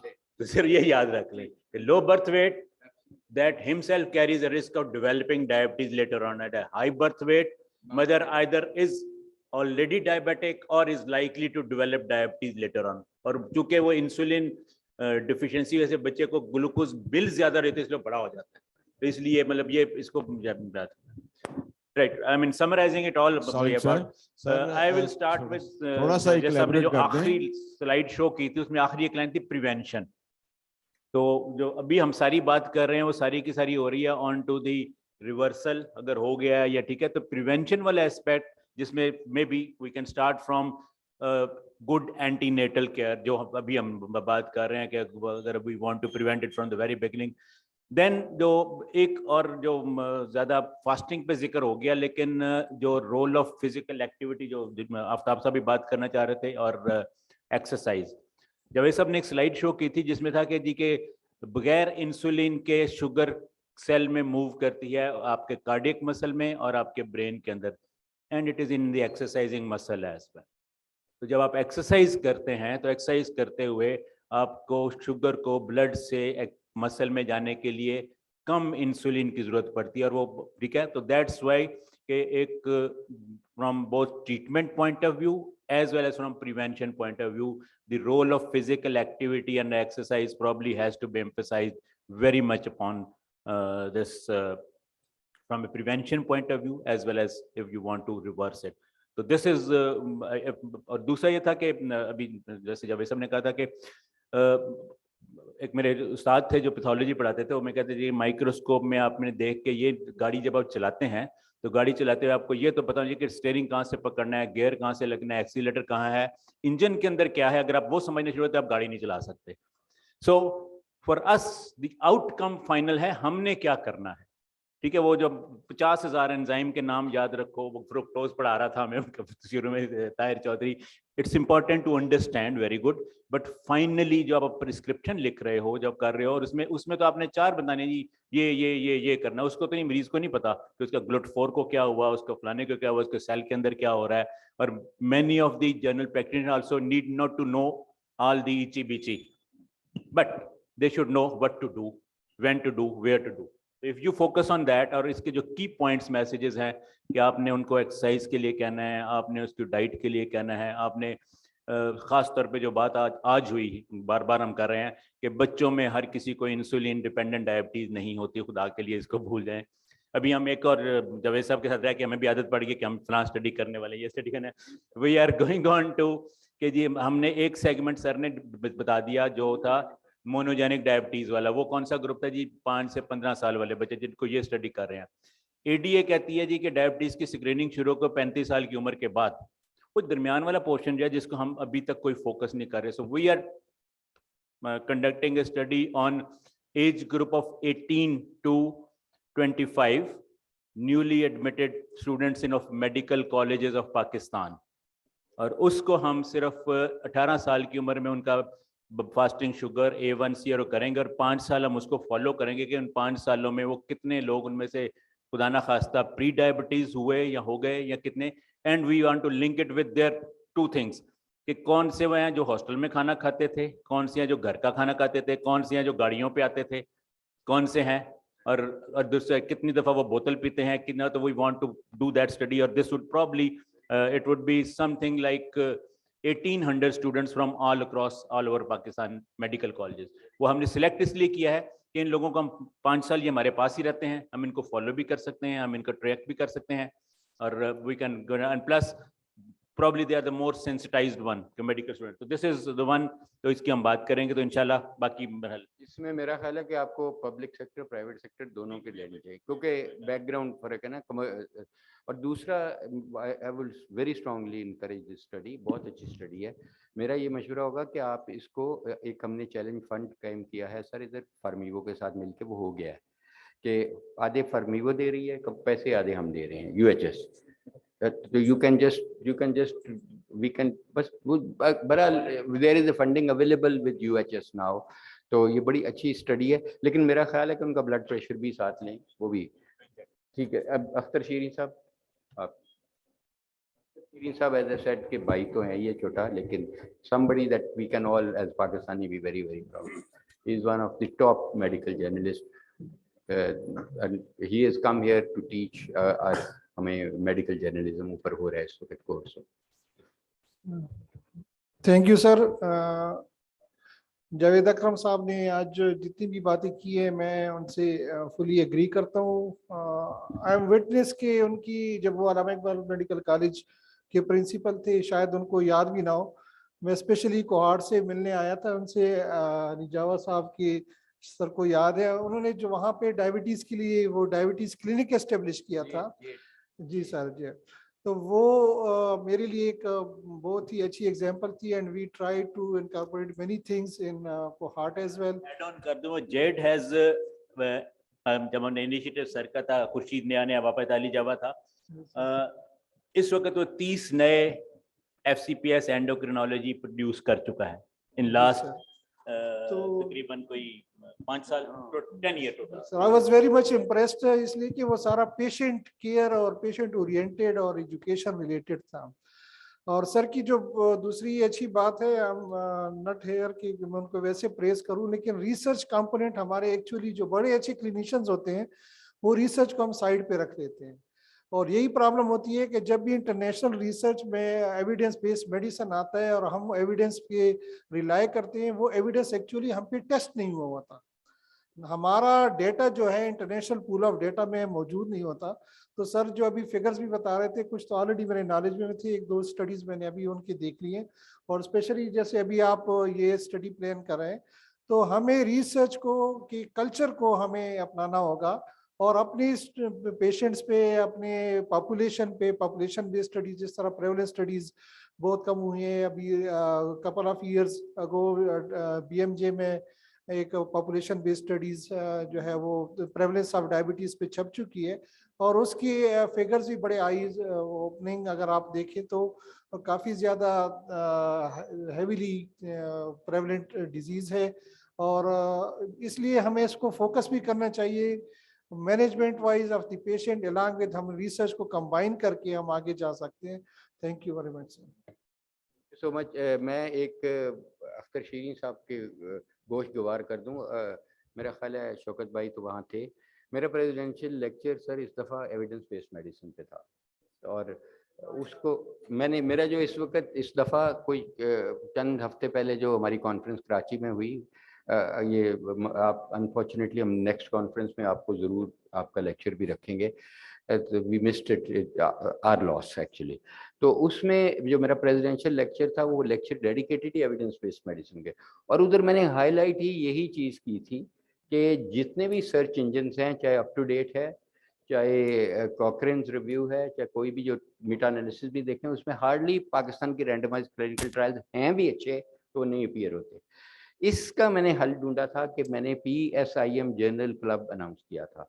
जो मेरे लेफ्ट पे मेरा छोटा भाई बैठा है, he is the editor of that journal club, और अजीज़ुर रहमान साहब, और उसमें ये भी हैं, ये को पेट्रन है और पेट्रन है एजाज वोरा साहब। This is the first journal club and first search engine which will be bringing in mainly the local study and some imported studies. So हम ये ऑलरेडी यही, और इसमें हमें आपकी बहुत हेल्प चाहिए। आफ्ताब मोहसिन साहब, आफ्ताब साहब की कमेंट्स सर, आपके कमेंट्स। सर, क्योंकि I missed the lecture, so I'm not in a position to comment on the content of the lecture. लेकिन उन्होंने अभी पूछा कि पॉजिटिव थिंकिंग का, वो मैं एक अतार की कोटेशन है वो बता देता हूँ। He who would know the secret of both the worlds he who would know the secret of both the worlds will find out that both of the world's secret is love. So positive thinking is in love. Or patient care is also in love. Thank you. Thank you, sir. Bismillahirrahmanirrahim. It was an excellent lecture, which was obviously evidence-based, but I would appreciate that it was more experience-based. We had a lot of opportunity to listen from the vast experience of Professor Javed Akram Sahab. And I would like to quote that what he said, that prevalence of diabetes and obesity are high not only globally, but also in Pakistan. And what we need to do, what we just simple measures, avoid sedentary lifestyle, measure your waist circumference. It should not be more than 36 in men and more than 32 in females. And secondly, diabetes does not come alone. There's crosstalk, multi-organ crosstalk. So it is always accompanied or usually accompanied by hypertension, NFLD, hyperuricemia, dyslipidemias. And the best thing is prevention. Let us try not to let it happen. Thank you very much. Thank you very much. Before अपना एक just announcement है कि जो online काफ़ी लोगों की demand है कि हमें वो लेक्चर वीडियो फॉर्म में वो हमें दे दिया जाए, तो हम इंशाल्लाह जो पिछले 2 हुए हैं वो कोशिश करेंगे कि नेक्स्ट वीक तक उन्हें, और नेक्स्ट भी जो होंगे वो भी उनको रिकॉर्डेड फॉर्म में पहुंचा देंगे.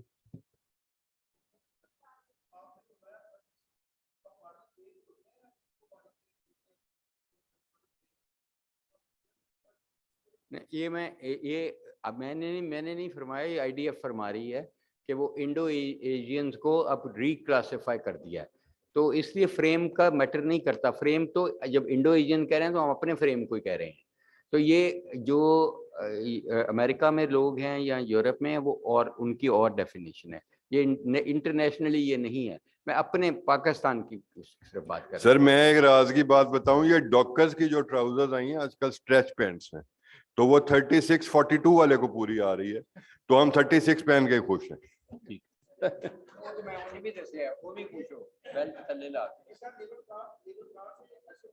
यहाँ पे मैक्सिमम आपकी है जी, मैक्सिमम. अच्छा जी, before wind up I think 2-3 सवाल अगर कोई साथी, एक I can see a hand there.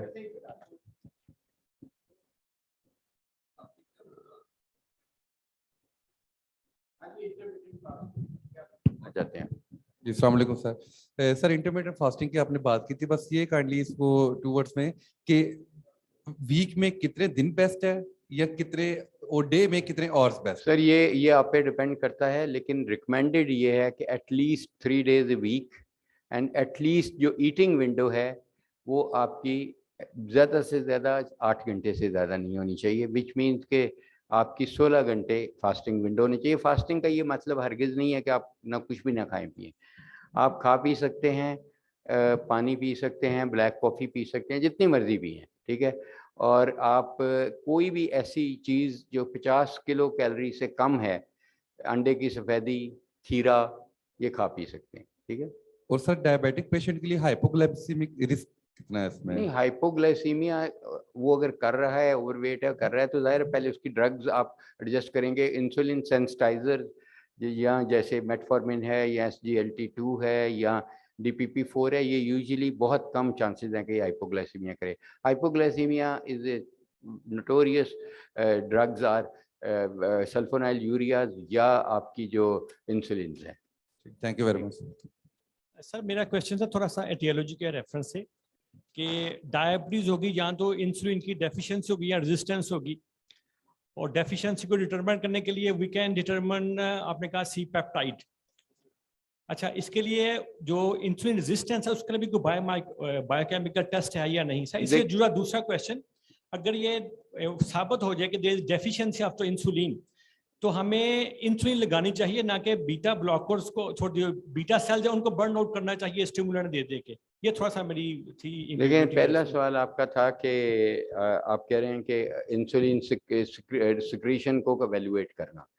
वो उसका जो बेस्ट टेस्ट है वो सी पेप्टाइड्स ही हैं, मगर और भी गैड वगैरह मैंने बताया था, लेकिन मैं समझता हूँ उसकी वेस्टेज ऑफ मनी है।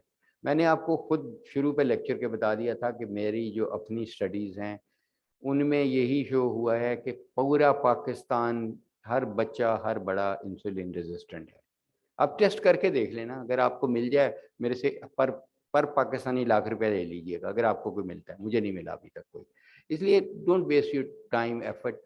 आप इंसुलिन रेजिस्टेंट हैं, अब बैकग्राउंड इस पे आप रह गए। अब अगर आप मोटापा होगा फिर वो बढ़ेगा।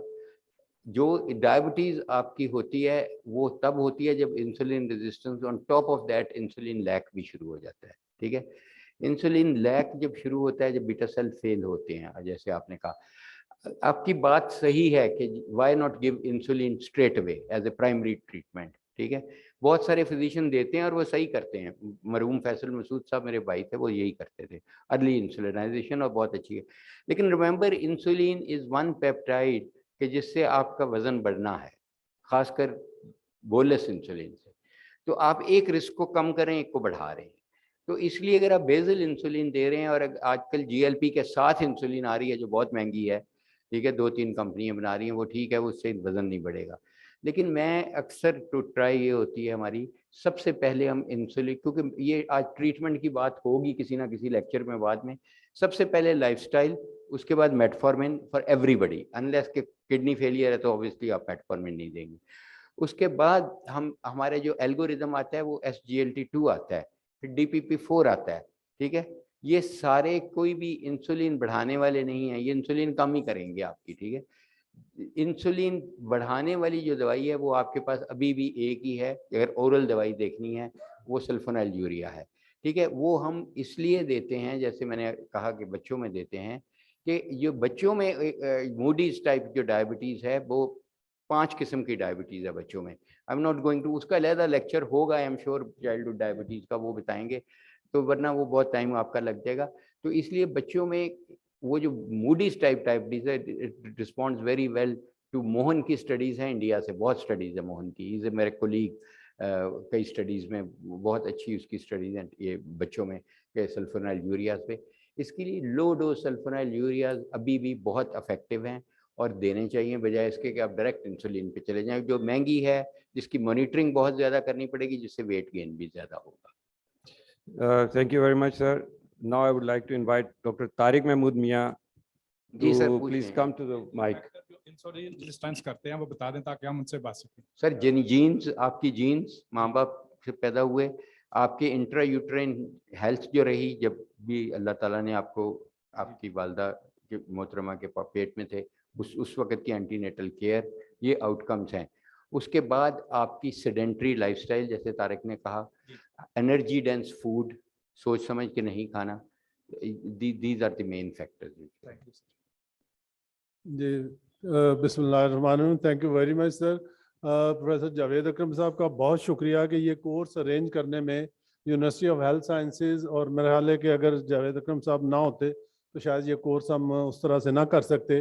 Pakistan society of internal medicine, UHS और गेट्स फार्मा का मैं इंतहाई मशकूर हूँ। और हमारे तकरीबन जो 300+ हमारे ऑनलाइन जो व्यूअर्स हैं वो, और जितने आप लोग तशरीफ़ लाए आजकल की गर्मी में, मैं आपका भी इंतहाई मशकूर हूँ। और दोबारा ये कहना चाहूँगा कि हर सैटरडे को, आपको चाहे इतला मिले या ना मिले, हर सैटरडे को ये यहीं पे यही टाइम होगा।